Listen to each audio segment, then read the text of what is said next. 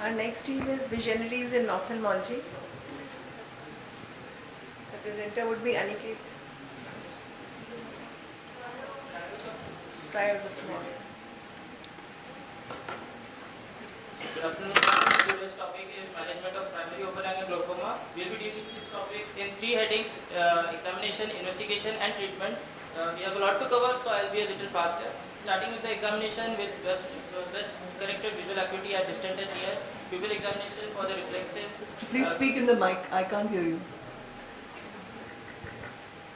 Confrontation visual fields, then slit lamp examination for the anterior segment, IOP measurement with Goldman implementation tonometry. Can I ask you to cover less and just speak at normal speed, because I as a student cannot understand anything.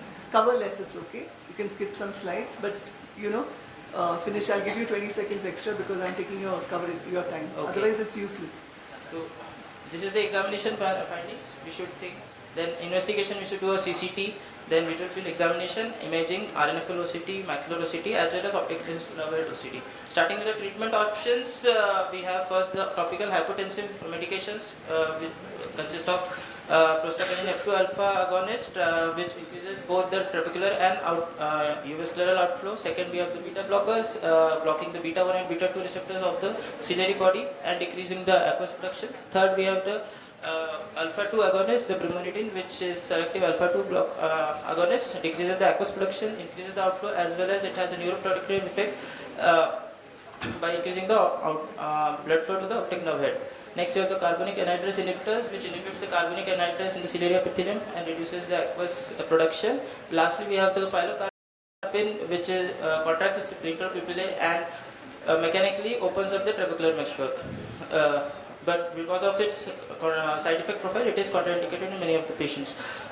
Second, we have the hyperosmotic agents consisting of oral glycerin and intravenous mannitol, which increases the blood osmolality and creating a osmotic gradient, thus drawing water from the vitreous cavity and decreasing the IOP. Next, we have the newer glaucoma medications starting from Rho kinase inhibitors, which act on ROCK1 and ROCK2 receptors. Examples are netazodil and ripazodil. Increasing the outflow. Second, we have the latanoprostein brunol, which gives two derivatives: the latanoprostic acid, which increases the uvascular outflow, and nitric oxide, which increases the trabecular outflow. There are some newer drug delivery systems like the bimatoprost implant, the Durista, which is inserted in the antechamber, which has a duration of action of 16 weeks. Then we have the bimatoprost ocular ring, the BIM ring, which is inserted between the upper and lower cornices with a duration of action of 6 months, and travoprost punctum plugs inserted in either of the puncta and duration of action over 90 days. Next, coming to the lasers, we have firstly the selective laser trabeculoplasty, in which a double frequency Q-switched Nd:YAG laser is applied to the angle, and it affects the pigments of the trabecular network, and 4 to 6 weeks of time duration is required for the effect to come. So then we have the cyclodestructive procedures, the cyclophotocoagulation, in which the 810 nanometer laser light is used to destroy the secretory epithelium of the ciliary body. It can be done transclerally or using an endoscope. Lastly, we have the surgical options. Firstly, the penetrating filtering surgeries, the trabeculectomy, where a fistula is made between the aqueous humor and the subconjunctival space. We have the glaucoma drainage devices, namely the Ahmed glaucoma wall and the Orolab aqueous drainage implant. Then we have the non-penetrating glaucoma surgeries, namely the deep sclerectomy, in which filtration of aqueous occurs into the intrascleral lake and then into the subtenon space.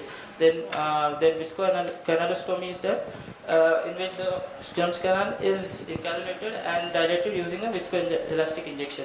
Lastly, MIGS, that is microinvasive glaucoma surgery of internal trabeculectomy, done using a trabeculotome or a cloud dual blade, using a goniostomy assisted or bent needle. These are the references.